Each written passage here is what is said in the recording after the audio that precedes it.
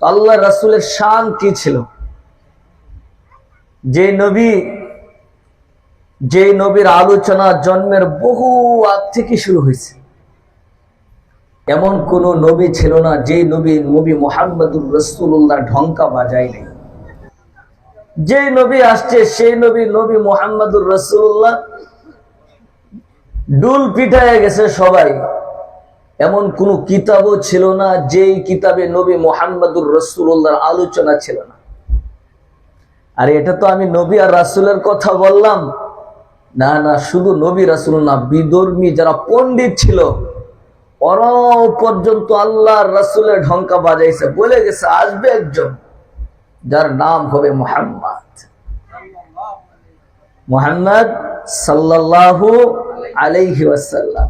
আমি একটু আগ থেকেই বলি, যদি আপনারা দিলের কান দিয়ে শুনেন, আশা করি রাসূলের শান ও মান সম্পর্কে কিছু ধারণা আপনাদের হবে।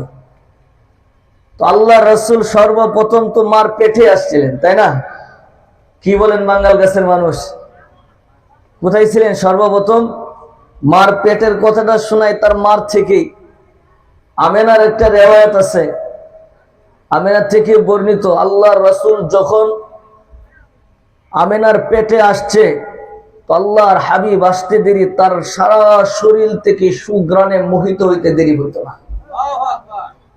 আমেনা যেখানে যেত সেখানে শুধু সুগন্ধি বাহির হইত, আমেনা কোথাও যেতে পারত না। আর যাবেই বা কি করে? আরবের রীতি আর নীতি ছিল বিধবা মহিলা কখনো সুগন্ধি লাগাইতে পারত না, কিন্তু আমেনার শরীরে সুঘ্রাণ পুরা মক্কায় মোহিত হইতেছিল।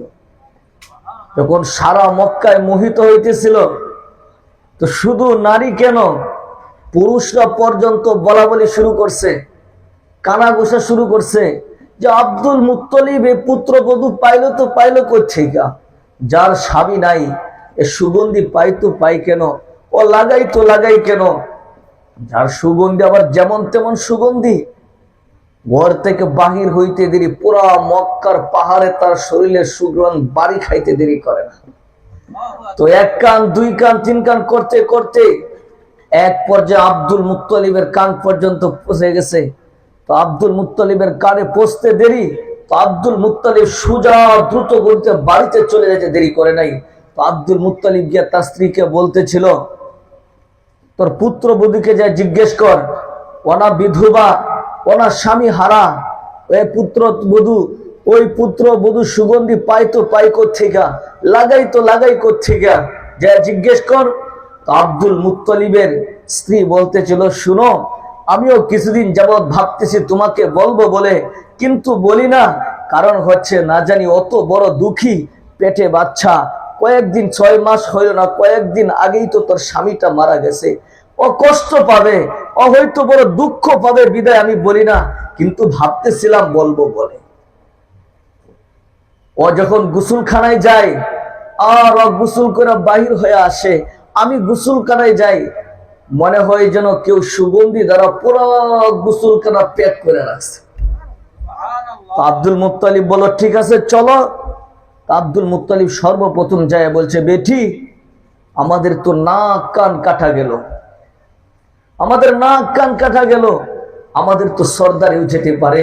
আরে আমি এই লোক মুখে জনসম্মুখে আমি এই চেহারা দেখাইবো তো দেখাইবো কি করিয়া? তুই না বিধবা, তুই না স্বামী হারা, তুই সুগন্ধি পাস তো পাস করছে কিয়া, এই সুগন্ধি লাগাস তো লাগাস কেন? আমেনা বড় বুদ্ধিমতী নারী ছিলেন, কোনো কথার জবাব না দিয়া আমেনা শুধু থুতু নিক্ষেপ করছে। হয় আমেনা থুতু নিক্ষেপ করতে দেরি, তুফানের মতো চতুর্দিকে তুফানের মতো সুঘ্রাণ মোহিত হইতে দেরি হয় নাই। তো আমেনা বলতেছিল, মা, বলার ছিলাম না, আমি চাইছিলাম আমার বিষয়টা আমার মধ্যে গোপন থাকুক, কেউ না জানুক, কিন্তু আজকে আমি মা বলতে বাধ্য, আজকে আমি বলতে বাধ্য। এখানে আমার ব্যক্তিগত কোনো ক্রেডিট নাই। ও মা, যেই দিন থেকে এই পেটে আমার বাচ্চা আসছে সেই দিন থেকে আপনার এই ঘরের দেয়ালগুলো পর্যন্ত আমাকে সালাম দেয়। বাচ্চা আসতে দেরি, এই ঘরের দেয়ালগুলো আমাকে সালাম দিতে দেরি করে না। ও মা, শুধু তাই না, এই ঘরের বাড়ি কোণা পর্যন্ত আমাকে সালাম দেওয়ার বলে, আমেনা দু জাহানের তোকে সালাম সালাম, দু জাহানের বাদশা তোর পেটে। ও মা, শুধু তাই না, বলার ছিলাম না, আজকে আমাকে বলতে বাধ্য করছে।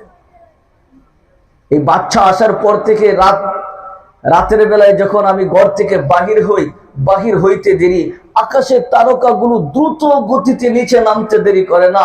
ও মা, শুধু দ্রুত গতিতে নামে তাই না, বরং আমাকে সেলুট জানায়, সালাম জানাইতে দেরি করে না। বলতে থাকে, আমেনা সালাম তোকে সালাম, দু জাহানের বাদশা তোর পেটে। ও মা, শুধু রাতের বেলায় না, যখন দিনের আলোতে আমি বাহির হই, সূর্যের আলো আমার শরীরে লাগতে দেরি, আকাশের মেঘমালা আমার মাথার উপর ছায়া দিতে দেরি করে না। ও মা, আমি যখন রাস্তা দিয়ে হাঁটি, রাস্তার পাথর পর্যন্ত আমাকে সেলুট দেয়। রাস্তার দুই পাশে যে বৃক্ষ গাড়ি থাকে, ওই বৃক্ষগুলো পর্যন্ত আমাকে সালাম জানায়। ও মা, শুধু তাই না, এই বাচ্চা আসার পর থেকে যখনই আমি কূপের কাছে গেছি পানি উঠাইতে, তো কূপের কাছে পানি উঠাইতে যাই, বাচ্চা আসার পর থেকে কোনদিন আমি রশি আর বালতি দিয়ে পানি উঠাই না। আমি কূপের কাছে দাঁড়াইতে দেরি, কূপের নিচের পানি উপরের দিকে উঠতে মা দেরি করে না। ও মা, শুধু তাই না, আমার আশেপাশে যে নারীরা আছে, আমার প্রতিবেশীরা আছে, আমি যখন কূপের কাছে যাই তো ওরা আমাকে বলে, আমেনা তুই দাঁড়ায় থাক, তুই যতক্ষণ এখানে দাঁড়ায় থাকবে ততক্ষণ পর্যন্ত আমাদের রশি দিয়ে পানি উঠাইতে হবে না। ও আমেনা তুই দাঁড়ায় থাক, তোর পায়ে পড়ি, প্রয়োজনে তোর পানি আমরা বইলে দিয়ে আসবো বাড়িতে। আমার মন বলে, ওই পানিগুলো মনে হয় কল কল আওয়াজে বলতেছিল, আমেনা তোর পানি লাগবে, বললেই তো পারতি, তুই এই দু জাহানের বাদশাকে নিয়ে পানি নিতে আসলে কেন, তুই না আমাদেরকে বেইজ্জতি করে দিতি, তুই বললেই তো তোর ঘরে গিয়ে বইলে দিয়ে আসত। শুধু আমেনা বলতেছিল, মা শুধু তাই না, যখন এই বাচ্চা আমার পেটে আসতে দেরি, তিনজন মহিলা, ঈসা ইবনে মারিয়াম আলাইহিস সালাম, ঈসা আলাইহিস সালামের মার নাম কি? মারিয়াম। তো মারিয়াম এবং মুসা আলাইহিস সালামের বোন উম্মে কুলসুম, তারা আমাকে মালা পরাইতে দেরি করে নাই। ও মা, শুধু তাই না, 312 জন রসুল আমাকে সালাম জানাইতে দেরি করে নাই। ও বাঙ্গাল গাছের মানুষ, আপনারা হয়তো ওই নবীর শান জানেন না, মান জানেন না। আল্লাহ কি নবী আল্লাহ আমাদেরকে দিয়েছিলেন, এটা তো পেটের তার কথা বললাম। আল্লাহর হাবিব যখন দুনিয়াতে আসতেছিলেন চিত্রটা কেমন ছিল? আল্লাহর রাসূল যখন দুনিয়াতে আসতেছিলেন, যেই ঘটনা ঘটছে, যেই চিত্র নিয়ে আসতেছিলেন, এই ঘটনার অতীতে কারো ঘটে নাই, ভবিষ্যতেও ঘটবে না, ঘটার সম্ভাবনা নাই। আম্মাজান হযরত আব্দুর রহমান ইবনে আউফ রাদিয়াল্লাহু আনহুর মা শিফা, উনি দায়ী ছিলেন। উনি বর্ণনা করেছেন যে দুনিয়ার নিয়ম হলো, যখন সমস্ত বাচ্চারা দুনিয়াতে আসতে থাকে, দুর্গন্ধ ছড়াইতে আসতে থাকে, আর মুহাম্মাদের বেলায় দেখলাম কান্নাল মিশকা ইয়াফুর, যেন সে সুগন্ধি ছড়াইতে আসতেছে।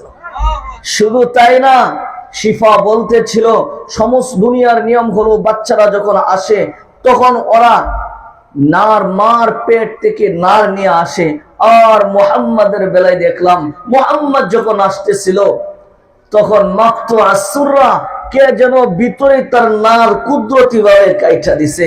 শুধু তাই না, দুনিয়ার সমস্ত বাচ্চারা যখন দুনিয়াতে আসে তখন নোংরা ময়লা নিয়ে আসতে থাকে, আর মুহাম্মাদের বেলায় দেখলাম ক্লিন, একবারে স্বচ্ছ হয়ে আসতেছে। তো শিফা আরো বলছে, শুনো, দুনিয়ার সমস্ত বাচ্চারা যখন দুনিয়াতে আসে তখন দুনিয়াতে আসার পর মুসলমানি করাইতে হয়, আর মুহাম্মাদের বেলায় দেখলাম মাখতুনান, কে যেন ভিতরে মুসলমান করে কমপ্লিট করে ছাড়িয়ে দিয়েছে। সুবহানাল্লাহ। এটা হলো দুনিয়াতে আসার চিত্র। আসার পরে ঘটছে কি? আসার পরে কি ঘটছিল? একদিন একটা রিওয়ায়াত শোনাই আবু তালিব থেকে। তো আবু তালিব একদিন বলতেছিল, বাতিজা তুমি যে বড় মর্যাদার অধিকারী হবে এটা আমরা প্রথম দিনে বুঝতে পারছি। বলছে চাচা কি করে জানলেন? বলছে কিছু তোমার মার জবান থেকে শুনছি, আর কিছু স্বচোখে দেখছি। বলছে চাচা কি শুনলেন আর কি দেখলেন, শোনান আমাকে। আবু তালেব বলতেছিল, বাতিজা তোমার মা বর্ণনা করেছে, তোমার মা আমাদেরকে শুনাইছে, তুমি সুবে সাদিকের সময় তোমার জন্ম হইতে দেরি, তোমাকে চাদরের উপর শোয়াইতে দেরি করে নাই। বাতিজা তোমাকে শোয়াইতে দেরি, তুমি নাকি আল্লাহর কুদরতি পায়ে সিজদায় লুটিয়ে পড়তে দেরি করো নাই, লম্বা সিজদা। কুলতা মা কুলতা, তুমি কি বলছো? তোমার মা তা জানে না। সিজদা থেকে উঠছো, শাহাদাত আঙ্গুল উপরের দিকে উঠাইছো, তোমার শাহাদাত আঙ্গুল উপরের দিকে উঠাইতে দেরি সমগ্র জগৎ তানাওয়ারাতিদ দুনিয়া, সমগ্র জগৎ আলোকিত হইতে দেরি হয় নাই। তোমার মাই বলছে তোমার ওই আঙ্গুল উঠানোর সময় সমগ্র জগৎ যা আলোকিত হয়েছিল, ওই আলোতে তোমার মা তোমার কামরায় বসে রুম আর পারস্যের অট্টালিকাগুলো দেখতেছিল। এরপর তুমি আত্তাহিয়াতুস সূরাতে বসছো, এরপরে তোমাকে যখন তোমার মা শুয়ে পড়ছো, তুমি সাথে সাথে তুমি শুইতে দেরি, তোমার মা তোমাকে কুলে নিতে দেরি করে নাই। তোমাকে কুলে নিতে দেরি, তোমাদের ঘরের ছাদ নাকি ফাটতে দেরি করে নাই। তোমাদের ঘরের ছাদ ফেটে ঘন কুয়াশা ভিতরে ঢুকতেছিল। হঠাৎ করে কে যেন তোমার মার কুল থেকে তোমাকে সিনায় নিয়ে গেছে।